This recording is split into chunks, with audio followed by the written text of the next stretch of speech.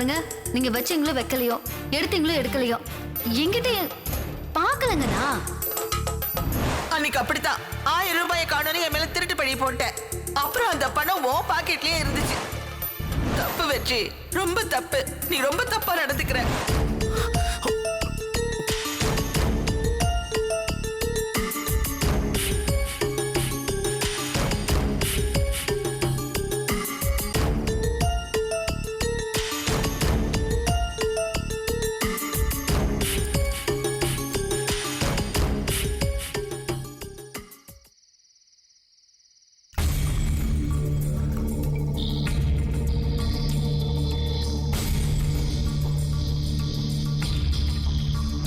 நான் என்னமோ அந்த பணத்தை என் வீட்டுக்கு எடுத்துட்டு போன மாதிரி சொல்றீங்க. ஆமா, எடுத்து தான் போயிருக்கீங்க. உங்க வீட்டு வறுமையை போக்குறதுக்கு என் ஆபீஸா கிடைச்சதா?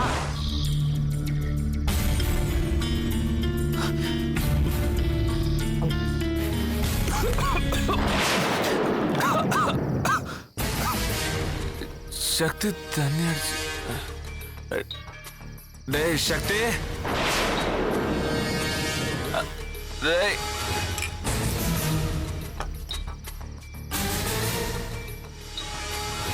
சக்தி, என்னடா இது? என்னடா இது? அண்ணா, இன்னைக்கு தானே முதல் தடவை. உனக்கு என்னடா பிரச்சனை? அட, நான் பணத்தை திருடிட்டேன்னு அதானே அந்த அனுவோட அப்பா மங்கூஸ் மண்டைய இதை கேவலமா பேசிட்டான். அப்படியாடா? ஏன் பொண்டாட்டி ஏன் பணத்தையே திருடிட்டு என்னைய கேவலமா பேசுறா? அண்ணா, இதுக்கெல்லாம் யாரு காரணம்? அனுதான். அனுனாலதான் நான் இன்னைக்கு குடிக்கிறேன். நானும் லட்சுமியால தண்டை குடிக்கிறேன். ஆமா அண்ணா. அண்ணா, நான் அவன் மேல எவ்வளவு பாசம் வச்சிருந்தேன் தெரியுமா? வரிசையா அவ என்ன ஏமாத்திட்டே வரான. நீ பாசம் மட்டும் தாண்ட வச்சிருந்த. நான் அவளை கடவுளாவே பார்த்தேன். கடைசியில என் காலை வாரி விட்டாள. ஆமாண்ணா, என்னென்னமோ சொல்றாங்க, அதனால நம்ப முடியல. நம்பாமலும் இருக்க முடியலண்ணா. டே பாடுறா, ராத்திரி இவ்வளவு நேரம் ஆச்சு, இன்னும் அவளை காணும்டா. இவளையும் காணோண்ணா. என்கிட்ட அவ பொய்ய தவிர வேற எதுவுமே பேச மாட்டேங்கிறாடா. அண்ணா, இவன் என்ன மதிக்கிறதே இல்லண்ணா. விடுறா. இல்லண்ணா, உன் முன்னாடி நான் குடிக்க மாட்டேன். போடா, குடுறா, குடி. மரியாதை ஒண்ணு வேண்டாம்டா, குடிடா. இப்ப நீ குடிக்கிறேன். குடி குடிண்ணா, குடி. போதும்டா, எனக்கு போதும்டா, போதும்டா. அவளால நான் பட்ட அவஸ்தலாம் போதும். வேணாண்ணா, இவளுகளை தலைமுழுகிடலாம். நான் ஏற்கனவே அவளை தலைமுழுகிட்டேன்டா. நானும் தலைமுழுக தான் போறேன். அதை செய்டா, அதை செய். நீங்க எல்லாருமே நான் சொல்றது கொஞ்சம் கேளுங்க. நம்ம குடும்பத்தோட மான மரியாதை காப்பாத்தணும்னா நம்ம தன்னம்பிக்கையோட இருக்கணும். இந்த சூழ்நிலையில் தான் நம்ம ஒன்னா யோசிக்கணும், ஒன்னா முடிவெடுக்கணும். இல்லைன்னா போலீஸ் என்னையும் அனுமதி பிடிச்சிருவாங்க. நீ சொல்றது எனக்கு புரியலம்மா. என்ன சொல்ல வர? அத்தை, போலீஸ் கிட்ட எங்களை பிடிக்கிறதுக்கு சரியான ஆதாரம் எதுவுமே இல்லை. அந்த ஆதாரத்தை நம்ம கிட்ட இருந்து வாங்குறதுக்கு அவங்க கண்டிப்பா முயற்சி பண்ணுவாங்க. அதுக்காக நம்ம எல்லாரையும் விசாரிப்பாங்க, அடிப்பாங்க, கொடுமைப்படுத்துவாங்க. இன்னும் ஏன் அதுல நம்ம உண்மையை சொல்ல வேண்டிய சூழ்நிலை வரலாம். அது எப்படிமா நாங்க சொல்லுவோம்? நாங்க செத்தாலும் சாவுமே தவிர அணு கொலை பண்ண உண்மையை மட்டும் நாங்க சொல்லவே மாட்டோமா?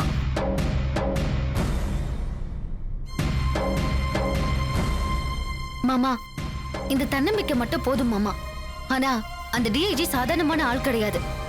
இந்த கேஸ்ல எப்படியாவது குற்றவாளியை பிடிச்சணும்னு வெறித்தனமா சுத்திக்கிட்டு இருக்கான் மாமா அவன். இதுல ஏற்கனவே எனக்கும் அவனுக்கும் தீராத பகை வேற இருக்கு.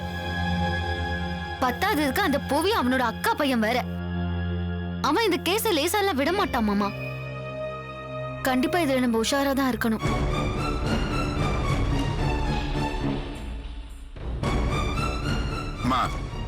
என்ன கேட்பாங்க, எப்படி பதில் சொல்லணும் அப்படிங்கறது நீயே சொல்லுமா. அதான் மாமா, அந்த டிஐஜி முதல்ல உங்களை தான் கண்டிப்பா விசாரிப்பான். என்னையா? ஆமா மாமா, அதானே ஏற்கனவே அவன் வந்தப்ப போனப்பெல்லாம் சொல்லிட்டேனேம்மா.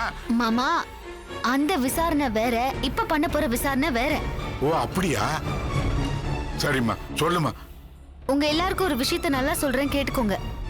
அந்த டிஐஜி எந்தெந்த கேள்விய எந்தெந்த ரூபத்துல கேட்பான்னு நான் தெளிவா சொல்றேன். மாமா உங்களுக்கு எங்கெங்கெல்லாம் சந்தேகம் வருதோ அந்த சந்தேகத்துக்கு நானே பதில் சொல்லி தரேன். அதை நீங்க புரிஞ்சுக்கிட்டாலே போதும். அந்த டிஐஜி கேட்கிற கேள்விக்கு பதில் சொல்லணும். அப்போதான் இந்த கேஸ்ல இருந்து எல்லாருமே தப்பிக்க முடியும். நீ சொன்ன மாதிரியே நாங்கெல்லாம் சொல்றோம். அதே மாதிரி சொல்றோமா இல்லையான்னு பாரு. சரிங்க மாமா, நான் உங்ககிட்ட கேக்குறேன், நீங்க பதில் சொல்லுங்க. நீங்க அங்க என்ன பண்ணிட்டு இருக்கீங்க? நான் வாட்ச்மேனா வேலை செஞ்சுட்டு இருக்கேன். சரி, எப்ப அங்க வேலைக்கு சேர்ந்தீங்க? போன 10ஆம் தேதி. எப்படி சேர்ந்தீங்க? வேலை கேட்டேன், கொடுத்தாங்க. யாரு? புவி கிட்ட வேலை கேட்டீங்களா? இல்லைங்க, அப்ப நான் அவரை பார்க்கவே இல்லை. அப்ப அங்க வேலை கொடுத்தது யாரு? அங்க வேலை பார்த்துட்டு இருந்த பழைய வாட்ச்மேன் தான் கொடுத்தாரு. சரி, ஒரு வாட்ச்மேன் இன்னொரு வாட்ச்மேனுக்கு வேலை போட்டு கொடுத்தான்னு சொன்னா இது நம்புற மாதிரி இல்லையேன்னு கேட்பாங்களே. இல்லைங்க, அவரு ரொம்ப நாளா ஒத்த ஆளா டபுள் ஷிஃப்ட் வேலை பார்த்துட்டு இருந்திருக்காரு. ரொம்ப கஷ்டப்பட்டு இருந்திருக்காரு. நான் போய் ஒரு வேலை கேட்டதும் எனக்கு அதை கொடுத்துட்டாரு. எனக்கு யூனிஃபார்மே அவர் தாங்க கொடுத்தாரு. ஓ சரி மாமா, அப்ப நீங்க புவிய பாத்திருக்கீங்களான்னு கேட்பாங்க. பாத்திருக்கேனே. அப்ப புவிய பாத்திருக்கீங்க? பாத்திருக்கேங்க. அவன் எப்படி இருப்பான்? தங்கமானவரா தான் தோணுச்சு. என்ன பார்த்த முத நாளே அவர் நல்லா தான் பேசினாரு. எத்தனை தடவை அவனை நீங்க பாத்திருக்கீங்க? தினமும் அங்க வருவானா? நான் வேலைக்கு சேர்ந்த 2வது நாளே அவர் காணாம போயிட்டாருங்க. அதனால அவரு கூட எனக்கு பழக்கம் ஒண்ணும் பெருசா இல்லைங்க. சரி, காத்தடிச்ச அன்னைக்கு யார் அங்க டியூட்டில இருந்தது? நான் தாங்க இருந்தேன். அன்னைக்கு அவன் வந்தானா? வந்தாருங்க. காத்து பலமா அடிக்கிறதுக்கு கொஞ்ச நேரத்துக்கு முன்னாடி வந்தாருங்க. கார்ல வந்தானா இல்ல பைக்ல வந்தானா? பைக்ல தாங்க வந்தாரு. சரி, அன்னைக்கு நடந்தது கொஞ்சம் சொல்ல முடியுமான்னு கேட்டா? பைக்ல வந்தாரு. வந்துட்டு கொஞ்ச நேரத்துல கார் எடுத்துட்டு போயிட்டாரு. மறுபடியும் கார்ல திரும்பி வந்தாரு. அப்ப கரண்ட் கட் ஆயிடுச்சு. நான் தான் மெழுகுவர்த்தில எடுத்துட்டு வந்து அவர்கிட்ட கொடுத்தேன். அதுக்கப்புறம் என்ன நினைச்சாரோ தெரியலீங்க, மழை வேற பேஞ்சுக்கிட்டு இருந்தது. காரை எடுத்துக்கிட்டு போயிட்டாருங்க. அப்போ அந்த கார்ல கூட யார் இருந்தது? யாரும் கூட வரலீங்களே. வரலையா இல்ல நீங்க பாக்கலையா? இல்ல, வந்த மாதிரி எனக்கு தெரியலீங்க. ஐயோ மாமா, இப்படி நீங்க சொன்னீங்கன்னு வச்சுக்கோங்க, இத வச்சு அவன் 10-15 கேள்வி கேட்பான். ஒண்ணு வந்தாங்க இல்ல வரல, ஏதோ தெளிவா சொல்லுங்க. சரிம்மா, அப்படி தெளிவாவே சொல்லிடுறேன். நான் உங்களுக்கு சொல்லி கொடுக்கறது இது. நீங்க அங்க என்ன பாத்தீங்களோ அதை மட்டும் சொல்லுங்க மாமா. இத மறந்துருங்க, இல்லனா மாத்தி மாத்தி கன்ஃபியூஸ் ஆனா கண்டிப்பா நம்ம மாட்டிப்போம். சரிம்மா சரிம்மா, நீ மறுபடியும் கேளுமா.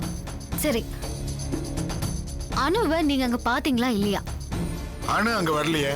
அன்னைக்கு காத்தடிக்க ஆரம்பிச்சதுல அடி பின்னிக்கிட்டு இருந்ததுங்க காத்து. அப்ப வெளியே தான் உட்காந்துட்டு இருந்தீங்களா? ஆமாங்க. புய் தம்பி பைக்ல வந்தப்போ என்ன உள்ள போய் பாதுகாப்பா செட்ல உட்காருன்னு சொல்லிட்டு போனாப்ல. அதுக்கப்புறம் தான் நான் செட்ல போய் உட்காந்துட்டு இருந்தேன். திரும்பி வந்தவரு கொஞ்ச நேரம் வரைக்கும் இருந்தாரு. அப்புறம் கார் எடுத்துட்டு போயிட்டாரு. கூட யாராவது போனாங்களா? யாரும் போகலைங்க. அப்ப நீங்க எங்க இருந்தீங்க? நான் தூரத்துல செட்ல இருந்தேன். அங்க இருந்து பார்த்தா கார் போறது தெரியுமா? தெரியும். அப்ப கரண்ட் வந்துருச்சா? வரல, ஆனா காரோட வெளிச்சத்தை வச்சுதான் சொன்னேன். அந்த இருட்டுல உங்களுக்கு கார் போறது தெரியறதுக்கு வாய்ப்பு இருக்கு. ஆனா போனது புவிதான்னு உங்களால கன்ஃபார்மா சொல்ல முடியாது. புவியே தெரியலங்கிறப்போ கூட போனவங்களை மட்டும் பாத்திருக்க முடியுமா என்ன?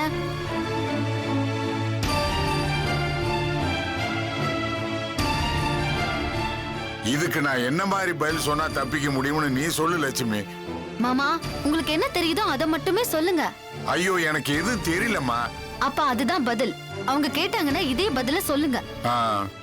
சரிம்மா, எனக்கு எதுவும் தெரியலீங்க. அவ்வளவுதான்.